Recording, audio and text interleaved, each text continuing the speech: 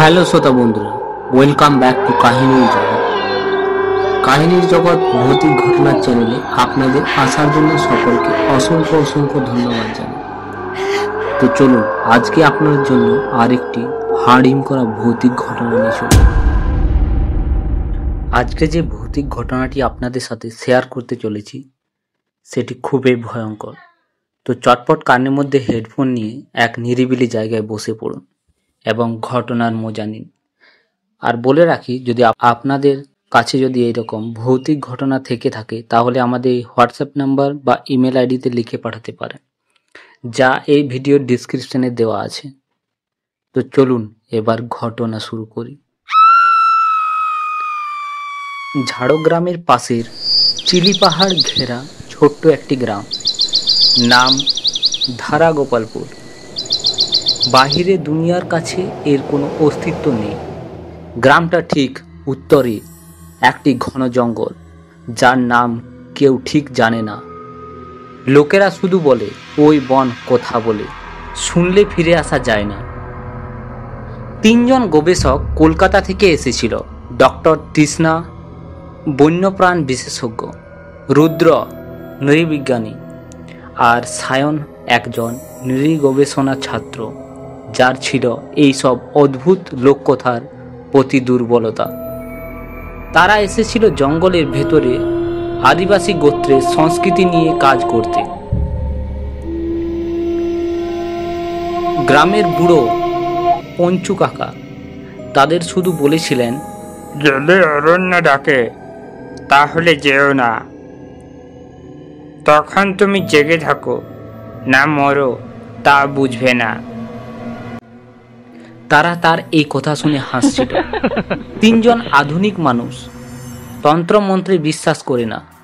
তারা পরদিন সকালে জঙ্গলে ঢুকে পড়ে। প্রথম দিন ভালোই কেটেছিল তাদের। কিছু আদিবাসী গ্রামের চিহ্ন, ধ্বংসপ্রাপ্ত ঝুপড়ি আর একটা পুরনো কালী মূর্তি পেয়েছিল তারা। কিন্তু রাতটা যত গভীর হচ্ছিল, তৃষ্ণার মনে হচ্ছিল জঙ্গল শ্বাস নিচ্ছে। এক অদ্ভুত ঘন আওয়াজ, যেন মাটি কাঁপছে। ডক্টর তৃষ্ণা বলে উঠল, তুমি শোনো, মাটির নিচ থেকে কেউ ডাকছে মনে হয়। সায়ন উত্তরে বলল, এই জায়গাটা কারো বলি দেওয়ার স্থল ছিল। Tribal ritual. ওরা বলতো অরণ্যের মুখ খুলে সব গিলে ফেলে। রাত তখন 1:30 নাগাদ। তারা ঘুমোতে গিয়েছিল, কিন্তু সায়ন আর সকালে ওঠেনি।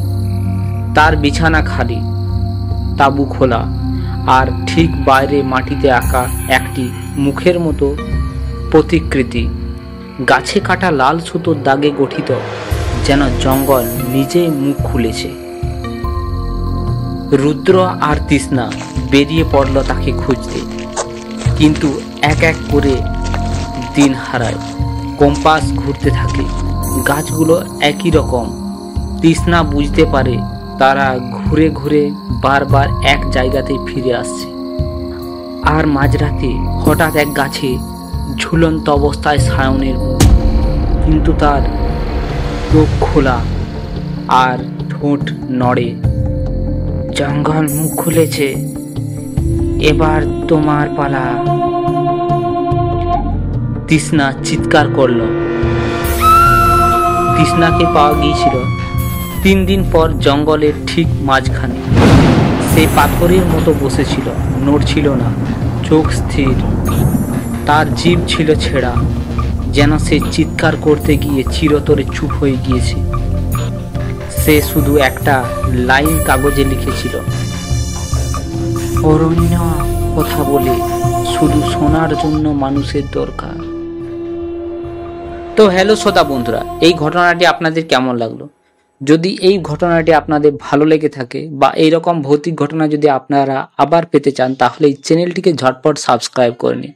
এবং যারা সাবস্ক্রাইব করে নিয়েছেন তাদের অসংখ্য অসংখ্য ধন্যবাদ জানাই। তো চলুন আজকের ঘটনা এখানেই শেষ করি। সবাই সুস্থ থাকবেন, ভালো থাকবেন। আরেকটি এরকম ভৌতিক ঘটনা নিয়ে খুব তাড়াতাড়ি আসতে চলেছি।